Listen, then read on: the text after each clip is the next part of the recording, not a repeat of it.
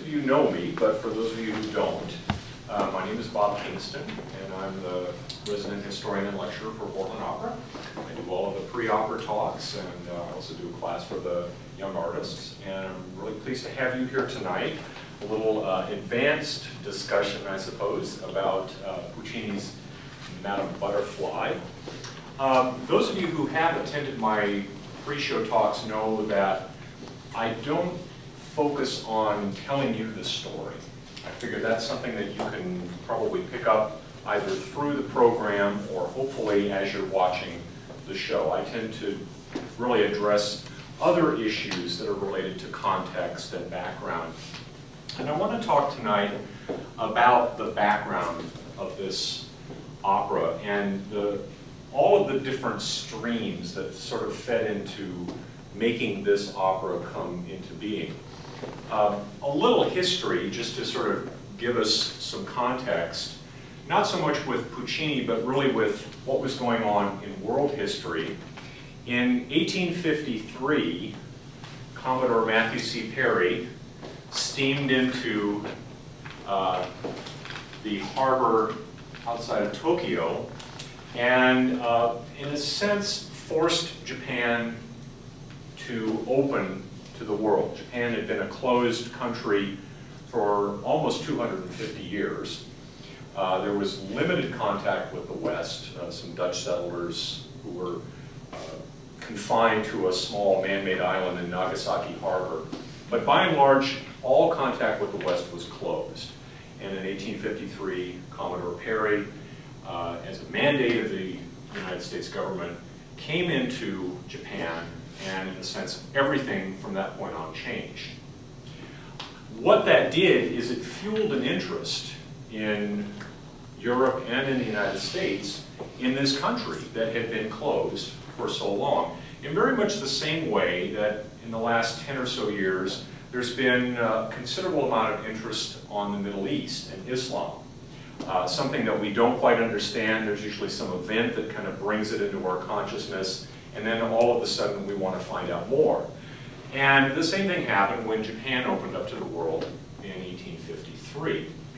Now that date is in and of itself not terribly significant, but to put it in context with Madame Butterfly, which premiered at La Scala in 1904, 51 years between the opening of Japan and the premiere of this opera, which is not a very long time. In between that period, there had been a number of attempts at coming to terms with this country and this society that had been closed for so long.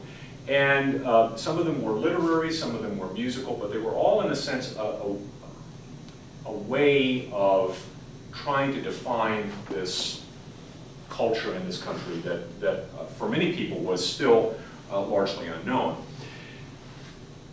And I want to talk a little bit about what those were and how they fed into Madame Butterfly. I mentioned a second ago the interest in the Middle East and Islam in the past decade or so. And in many ways, what that interest has fueled is not only a greater understanding, but I think also it's helped kind of cement prejudices, and it's also fed a lot of misinformation in much the same way that this opening of Japan and the glut of information that came about as a result of that fed into perceptions and misperceptions in Europe and the United States, and also, I think, in some ways, kind of confused matters. It didn't clarify anything. The products that came out culturally as a result of this were all an attempt at viewing Japan through a very distinct prism, and that was the prism of Europe and also of the United States. So what we get is a very one-sided view of this country. It's the country as it was filtered through this prism. In 1885, a man by the name of, who went by the name of Pierre Loti, who was a sailor, wrote a work called Madame Chrysanthème, or Madame Chrysanthemum. This was really the first literary representation of what sailors and people who came into Japan experienced with Japanese. And the story is really kind of the beginning of what fed into Madame Butterfly.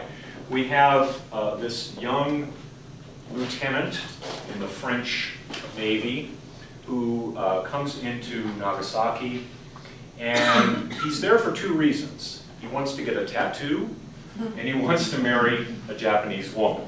He gets a tattoo, and he's very happy with it, and he marries a Japanese woman, as was the custom. These very temporary arrangements. They usually lasted as long as it took for them to stay in Japan, and then once they left, that relationship was over. There was never anything long-lasting about it, and this was a standard setup. This was traditional Japanese culture or traditional sailor behavior? Well, it actually was traditional Japanese behavior. Okay. Because when the Dutch were in Japan, and when they were stationed in Nagasaki Harbor, there was some limited interaction between Japanese prostitutes. In fact, prostitutes were the only women who were allowed contact with the Dutch without some sort of escort. And this kind of fed into this relationship between Japanese women and Europeans. But by the time Loti comes to write this, there had been enough, because of these treaty ports that had opened up, there had been enough of a sort of a tradition established so that these sailors would go in.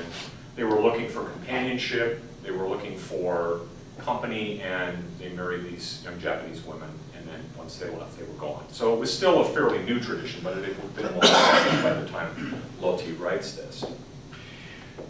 The relationship between our character in this story and his young bride, Madame Chrysanthemum, is not one of love. In fact, he quickly grows tired of her, and he eventually leaves. Before he departs Japan, he goes back because he's forgotten something. And what he sees is this young woman counting the coins that he had given her, testing them to see if they're real. She's tapping them with a hammer. So that kind of gives you a sense of how much she really cared about this relationship. It was a business transaction for her. And the minute this guy was gone, she'd pick up with someone else. That was kind of the first stream that eventually fed into Madame Butterfly, the first literary stream. In 1898, a Philadelphia lawyer by the name of John Luther Long published a short story in the Century magazine called Madame Butterfly. And this was a story that was relayed to him by his sister, who had worked as a missionary in Nagasaki. And it told of a young woman who married an American sailor, and their short-term relationship. He leaves her, promising to come back. He eventually does come back with his bride, but he has no intent to rekindle their relationship. And in fact, all he wants is the child that this young Japanese woman has born in the period since he left. This character of B.F. Pinkerton, Benjamin Franklin Pinkerton, is completely different from what we get in Puccini's opera.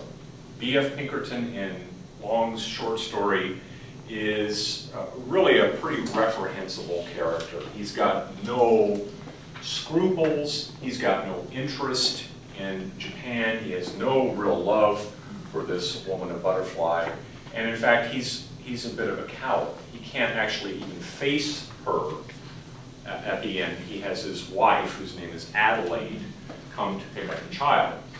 Butterfly is distraught, and she attempts suicide. She does not kill herself. So if you know the opera, you know what happens at the end. In John Luther Long's short story, which was one of the major things that fed into the opera, she doesn't kill herself.